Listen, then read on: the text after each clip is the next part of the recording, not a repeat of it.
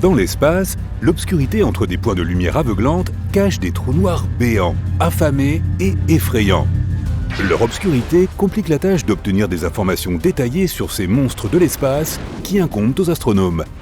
Lorsqu'une étoile puissante et massive atteint la fin de sa vie, elle ne peut pas s'évanouir dans le néant. L'un des scénarios les plus probables est que l'étoile arrivera à court de son combustible nucléaire. Puis, dans un éclair de lumière, elle s'effondrera sous sa propre gravité. Si l'étoile était assez grande, elle se transformera alors en un trou noir. Il existe un type hypothétique de trou noir appelé primordial. Les scientifiques n'ont jamais eu la preuve réelle de leur existence. Ces trous sont incroyablement vieux et relativement petits, selon les normes d'un trou noir bien sûr. Les astronomes pensent qu'ils auraient pu apparaître quelques millisecondes après le Big Bang. À cette époque, les étoiles et les galaxies n'étaient pas encore nées. Cela signifie que les trous noirs primordiaux ont probablement été les témoins de toute l'histoire de l'univers. À ce jour, les plus petits trous noirs primordiaux se sont très probablement évaporés. Mais les plus gros peuvent encore être disséminés dans l'espace. Mais comment sont apparus les trous noirs primordiaux? Au tout début, l'espace était différent. Dans certaines zones, il faisait plus chaud et dans d'autres, plus frais, tandis que certaines zones étaient extrêmement denses. Les scientifiques pensent que ces zones denses auraient pu s'effondrer en trous noirs primordiaux. Mais le plus étrange, c'est que ces trous sont peut-être si petits justement parce qu'ils sont apparus juste après le Big Bang. Plus un trou noir mettrait de temps à apparaître, plus il serait grand. La différence de masse entre les trous noirs les plus anciens, plus petits, et les plus jeunes, plus grands, est considérable. Compare une masse 1000 fois plus grande que celle de notre Soleil à celle d'un dragibus, et tu auras une idée. Il existe une théorie selon laquelle les trous noirs primordiaux auraient pu être constitués de matière noire. On pense que cette matière représente environ 80% de la masse de l'univers observable. Les astronomes ne peuvent pas voir directement cette substance bizarre car elle n'émet pas de lumière ni aucune sorte d'énergie. L'idée est restée marginale pendant des décennies, mais récemment, les scientifiques ont réalisé qu'il y a beaucoup plus de trous noirs dans l'univers qu'ils ne le pensaient. Et cela signifie que la théorie pourrait bien être vérifiée. Et la vaste population de trous noirs du Big Bang, qui nous est encore cachée, pourrait non seulement être constituée, mais être de la matière noire. Après tout, les astronomes n'ont pas encore observé une seule particule de matière noire, même après des décennies de recherche. Certains scientifiques affirment que la matière noire ne peut pas être composée de tonnes de trous noirs primordiaux de différentes tailles. Ils se heurteraient bien trop souvent pour que cela puisse fonctionner.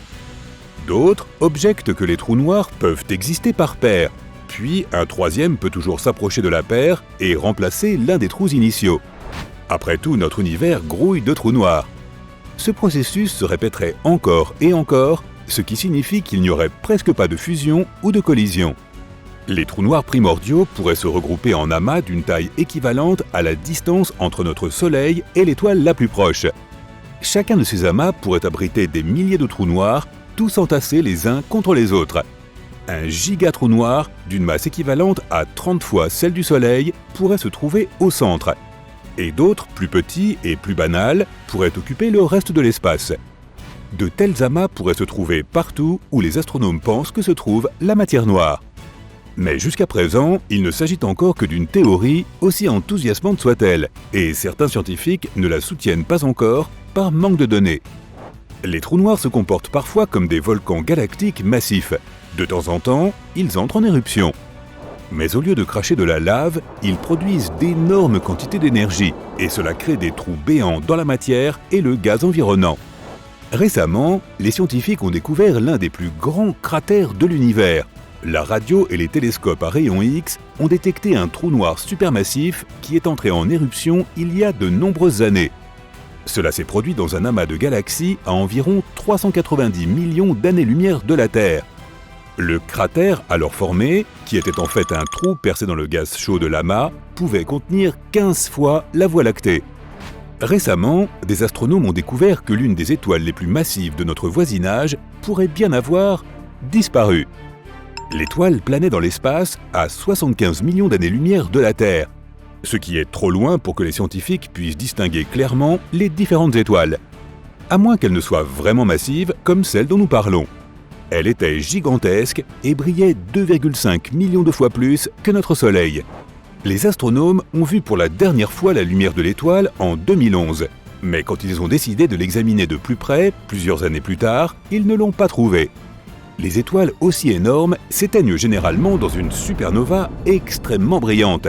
Mais là, rien du tout, ce qui a laissé les scientifiques tout à fait perplexes. Une théorie affirme qu'elle s'est effondrée en un trou noir, et c'est arrivé sans déclencher une supernova au préalable. Cela se produit parmi les étoiles qui approchent de la fin de leur vie, mais c'est très rare. K2 141b est une planète située en dehors de notre système solaire. À première vue, elle n'est pas si différente de la Terre. Elle possède des océans liquides qui s'évaporent en nuages, se condensent et retombent sur la surface sous forme de pluie. Mais au lieu de l'eau, tout cela se passe avec de la roche. La surface de l'exoplanète est recouverte de mers de lave de plusieurs dizaines de kilomètres de profondeur. Les températures sur K2 141b atteignent 2800 degrés Celsius pendant la journée. C'est assez chaud pour que le magma des océans se vaporise dans l'atmosphère. Ensuite, les vents supersoniques, qui peuvent se déplacer à une vitesse de 1,6 km par seconde, transportent cette vapeur de roche vers le côté obscur de la planète. Le magma vaporisé se refroidit, redevient liquide et tombe sous forme de pluie rocheuse. Il va te falloir un bon parapluie. Une étoile appartenant à la galaxie GSN 069 pourrait se transformer en une planète de la taille de Jupiter dans les prochains billions d'années. Tout cela grâce aux rencontres régulières de l'étoile avec un trou noir. Tout d'abord, les astronomes ont remarqué des éclats de rayons X bizarres. Ils étaient très brillants et se produisaient toutes les 9 heures. Après avoir examiné ce phénomène, les chercheurs ont réalisé qu'il s'agissait d'une étoile qui se trouvait sur une orbite unique autour d'un trou noir.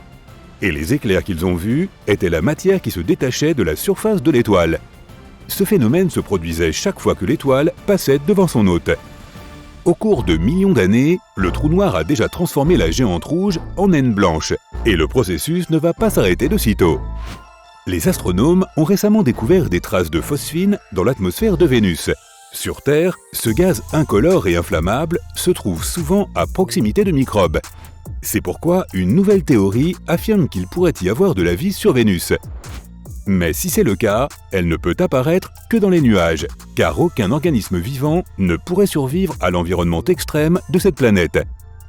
Sa surface est en effet incroyablement sèche, dépourvue d'eau liquide et avec une pression 90 fois supérieure à celle de la surface terrestre.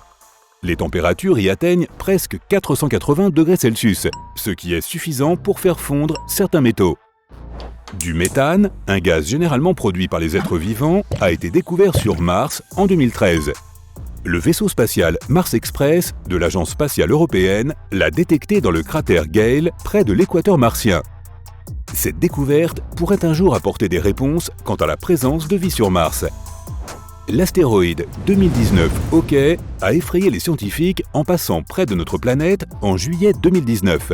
Ce rocher assez massif, jusqu'à 122 mètres de diamètre, est apparu de nulle part. Il a voyagé très près de la Terre, à seulement 72 000 km. C'est moins d'un cinquième de la distance qui sépare la Terre de la Lune. La couche extérieure du Soleil est bien plus chaude que sa surface. Les températures varient entre 5500 degrés Celsius près de la surface et 555 000 degrés Celsius au niveau de la couronne, c'est-à-dire la couche la plus externe du Soleil. La raison de ce phénomène pourrait être les nano-éruptions. Ce sont de puissants éclats de chaleur réguliers provenant de l'étoile.